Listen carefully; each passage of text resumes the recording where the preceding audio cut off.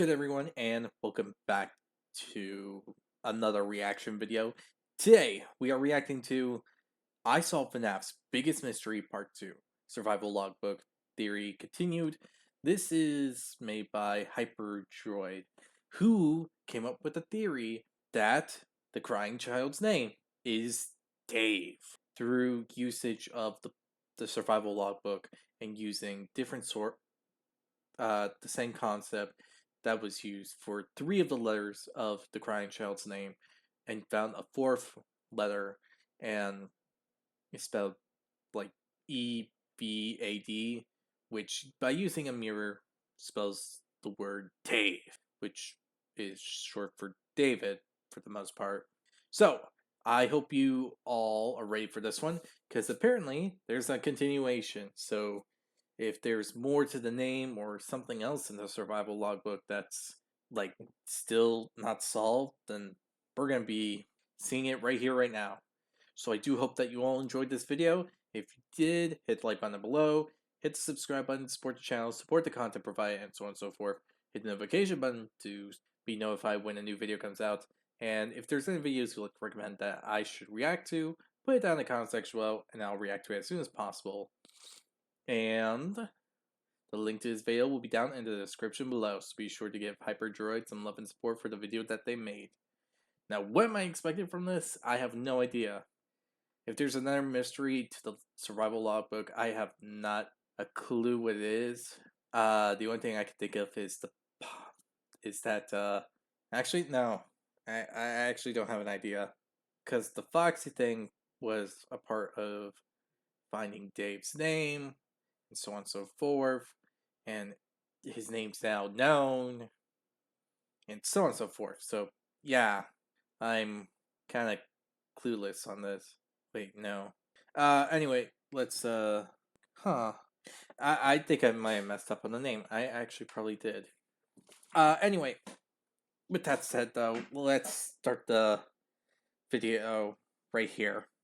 A couple months ago, I claimed to have solved the survival logbook and revealed the crying child's real name in the Foxy grid by matching the crying child's only 4 responses to 4 of Cassidy's many statements. Then I used the page number of Cassidy's questions to get a coordinate and insert it into the Foxy grid to get each letter, which in the order of his responses made VAD. Then I used the constant reminders to reflect something, mainly the giant in-your-face mirror, to reverse the letters to get Dave, the crying child's name. This isn't the first time Dave has been used either, as William Afton's alias in the series is named Dave, even as recently as the new FNAF book the week before seemingly referencing it, meaning he possibly took his dead son's name, something with a lot of emotional charge, as a way to disguise himself. Later on, I also gave my solution to the infamous tally marks, which I connected to the first page with my name on it, and I theorized that they were actually meant to be how we started the search for Cassidy's name, as the Foxy grid was used for the crying child's name instead. Since that video, however, I have discovered some more and new evidence to back both solutions up at the same time, share some things you may have missed, and I also wanted to go more in depth into the main 4 statements that are responded to for those who thought they were a little too much of a stretch. Oh, so this part isn't more of a new mystery, it's more of solidifying the grounds of the explanation that you gave, for those that think that the solution and answer is too loose of a connection. Alright, that's fair. That's fair. So subscribe so maybe we hit 250k before the end of the year, turn on notifications, and let's get into it. In the last video, I proposed that the tally marks were meant to be the catalyst to the hunt for the Cassidy name search, which surprisingly a lot of people seem to actually agree with. Although after looking back through everything, I noticed something big. The puzzles for Cassidy and Dave are actually more connected than we realized, by being completely different. That may sound very confusing, so let me just explain. Cassidy's solution seems to be all about using numbers specifically, from the numbered tally marks to begin it like I've theorized, to how all the coordinates are obtained via the number connections throughout the logbook, such as the altered page numbers, the random numbers in the book itself, and numbers Mike's written in. Dave's solution, however, then happens to be all about using text, from the ABC to begin it, to how all the coordinates are obtained via words, using the questions and answers throughout. Both puzzles just happen to be the exact opposite of each other. Then remember that the way to solve Cassidy's name is by using an altered word search, while the way to solve Dave's name is by using the faded ABC grid, both the numbers fading out and the faded text on the grid itself, despite the fact that the entire logbook makes it clear as day that Cassidy was the faded text, while Dave, the crying child, was the altered text. They're helping the other remember their name, again using the exact opposite solutions to solve them both. Then also, something fellow YouTuber Ozone mentioned in his reaction to my video is that the tally marks happen to be 7 tallies of 5, while there's 1 tally of 4, which Cassidy's name happens to be 7 letters long, and she's the 5th of the missing children incident, while Dave's name happens to be 4 letters long and he's killed separately / ungrouped. But wait, you just swapped the methods for the two. Precisely my point. For the 3rd time, the exact opposite solution is used between the two, further proving the intentionality of it all. But now I would like to give... That is actually... Well, putting it that way, that actually... That actually gives you a really good kick to the shin. Not gonna lie. Like, that weirdly works too well together.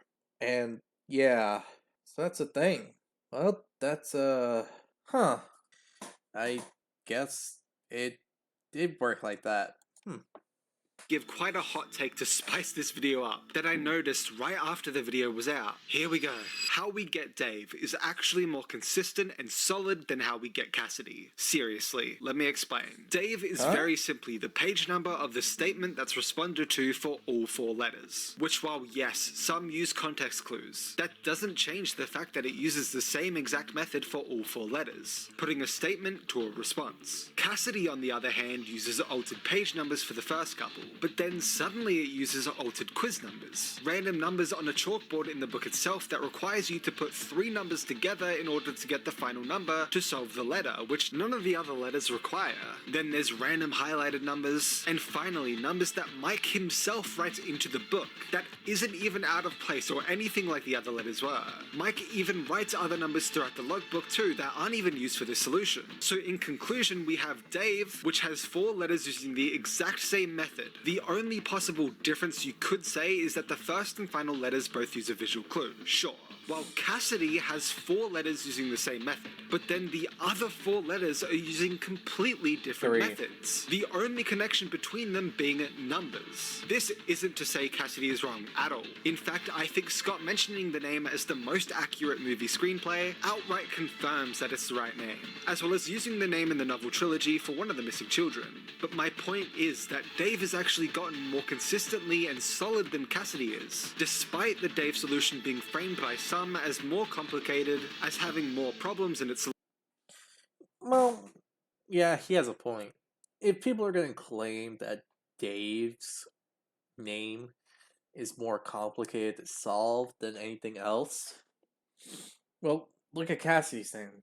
First 3 letters, and it's okay. It fits. It's perfect and all that. But when you get to the 4th letter, things get off. Like, it doesn't stay consistent. 5th letter, the same.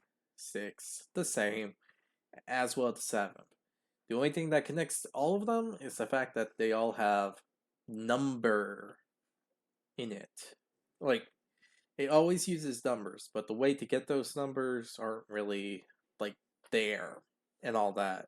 So, yeah, that's an issue. If you're gonna say Dave's name is, like, wrong, then you're gonna have to say that Cassie's name is wrong too. Because Dave's is more simple.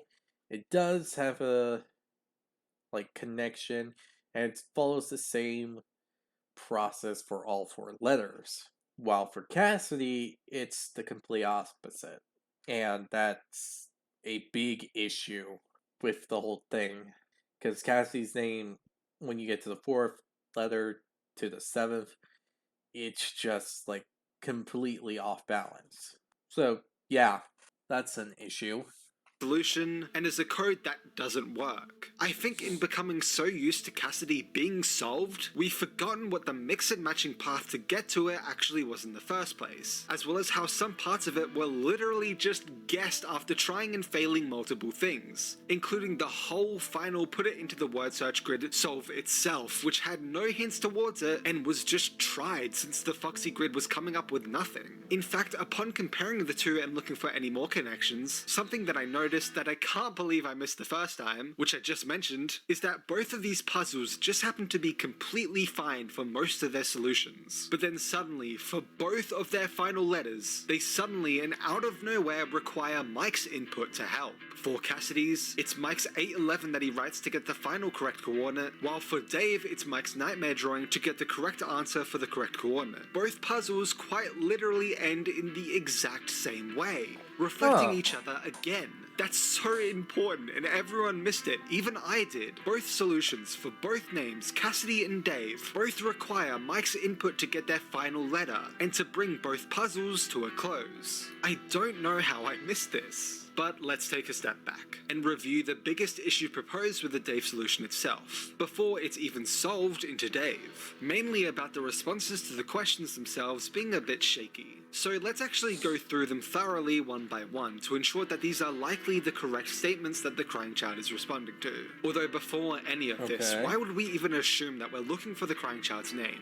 Well, very simply, the person we know as Cassidy is asking who we know as the crying child, do you remember your name? In the exact same book where a bunch of my names were a hint towards Cassidy's name being solvable. But how do we then assume that we get anything from attaching Cassidy's statements to the crying child's responses? Well, not only do we know that there's a puzzle focused on text thanks to the Foxy grid itself, unlike Cassidy's puzzle which is heavily focused on numbers, but Yeah, also the fact that there's subjects, matters, issues, and so on and so forth involving someone else who would have the information to make these responses. it's also the fact that Cassidy makes 11 statements, most questions, yet the crying child only provides 4 responses, seemingly making these 4 responses important for some reason in some way. So we have only 4 mysteriously important responses to the countless statements made throughout the book, and also a puzzle that requires a focus on text specifically to solve and not numbers. So simply put 2 and 2 together to notice that we need to use the only 4 important conversations between the two to help get us our Foxy grid solved for the other conversator's name. But moving on to the statements and responses themselves. First is does he still talk to you, with the response I can hear sounds. Now this one already sounds a bit iffy. Although something a lot of people missed, even I did, is that this actually uses a context clue to figure out the correct response. With the process of elimination, we know that the auditory answer I can hear sounds would either be responding to the auditory questions does he still talk to you, or is this song familiar to you? But how do we choose which one is the correct one? Easy. One question is directly and undeniably linked with the crying child when it's matched together with the image right next to it, the infamous Fredbear plush. The other question, however, is asking whether the crying child has ever heard whatever song it is, and therefore has no feasible connection to him at all. He may have never even heard it. It's literally Occam's razor to a T. If you have 2 competing ideas to explain the same phenomenon, you should prefer the simpler one. So which one do we pick? The one that uses a visual clue to simply connect it back to the crying child. It also makes sense in general when we learn that in FNAF World, the same voice from the Fredbear plush at the end of FNAF 4 is still talking to the crying child, and so he would still be hearing it. The only other argument I've seen for this one specifically being wrong is that it just seems weird conversation-wise, which I personally don't see as a debunk, as to me it makes sense. Does he still talk to you? Refer to the Fredbear plush. I can hear sounds. Not only this, but the visual clue right next to it is also used to directly answer who the he is in the question itself. Is it Afton, Michael, someone else? Who is the he that's apparently still talking to him? Cassidy's question is only made clearer with the image right next to it, which is very important to keep in mind for later. Next is the party was for you, with the response it was for me. This is quite a simple one, and I feel like I don't need to go too in-depth into it. That's true. The party was for me, obviously means the crying child because the party he died at was his. So, yeah. It's almost undeniable that those two connect directly. Then we get what do you see with the response I can't see. Again, another simple one that is almost undeniably connected. Although this one actually also includes a context clue if you're somehow not sure, which, like the Fredbear plush, just happens to be right next to the question itself. Then finally, we have do you have dreams? Again, not wrong. It is a simple one if you consider the books and the fact that we have a general idea of what two animatronics that are, I mean, two people in one animatronics are like. One can see, one can't, and so on and so forth. So, yeah, the context of the matter are pretty simple on that question. With the response, I'm scared. This is the big one, and what this Uh huh. entire theory depends upon. Although I personally think it's actually quite easy. Just like the Fredbear plush, and I guess the mirror, in order to link it with the crying child and to get the correct question, you simply use the in-your-face image of Nightmare, which just happens to be right next to the question itself again, and just happens to be classified as a dream instead of a nightmare, just to get the point across even more. Under the perspective of a puzzle maker, that in itself is a very direct and clear visual clue provided for us to put the question together with the image, to get the final and seemingly correct corresponding answer, I'm scared. To me, this is actually very simple, with almost no complication needed. I get you may think it's weird to use a context clue, but the Fredbear plush actually does the same thing to ensure that you get the correct question, and this clue specifically had 2 entire pages to be drawn on. Yet it just happens to be drawn literally right underneath the question itself. If Nightmare was on the other page, sure, it's more stretchy, but it's right underneath it to put it all together. Do you have dreams? Refer to the nightmare imagery. I'm scared.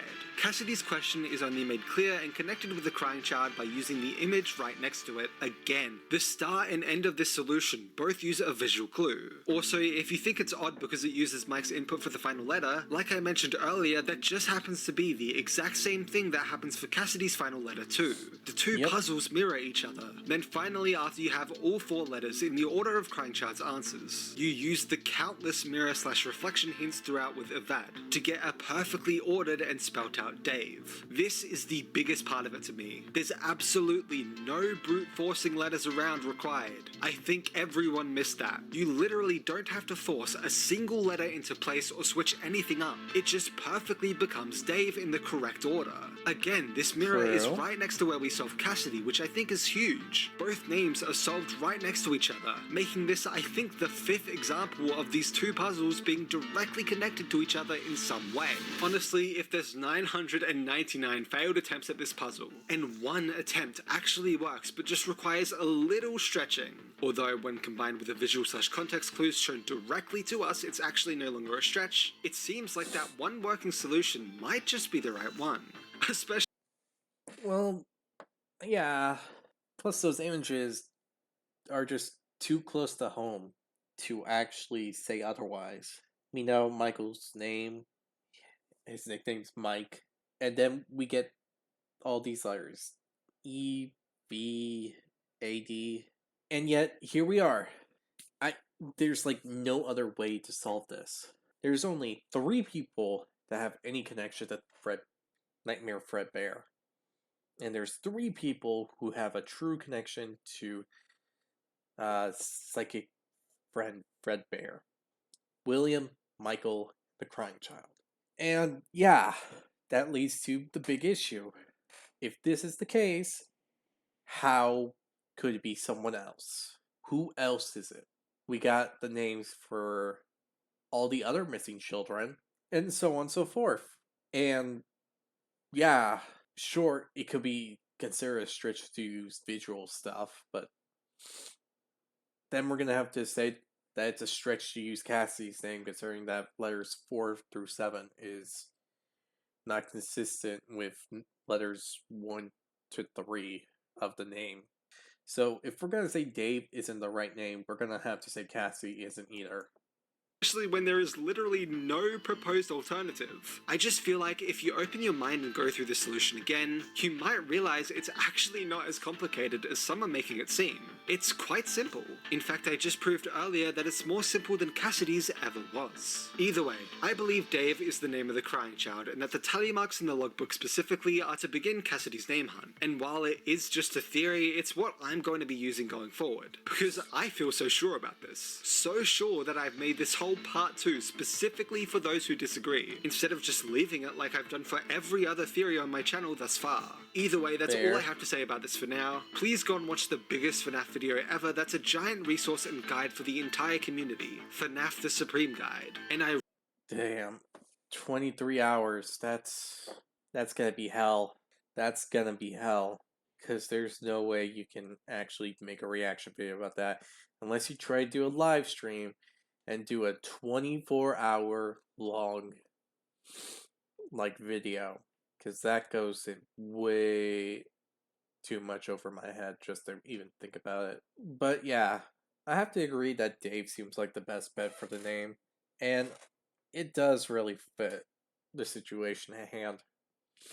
You think too much about a single thing, and then bam, you overestimate, you underestimate, and you make mistakes, and you think this is one thing, but it's something else, and it confuses you, and you just want to smack your head against the wall because you realize, oh my gosh, it was so simpler than what I thought.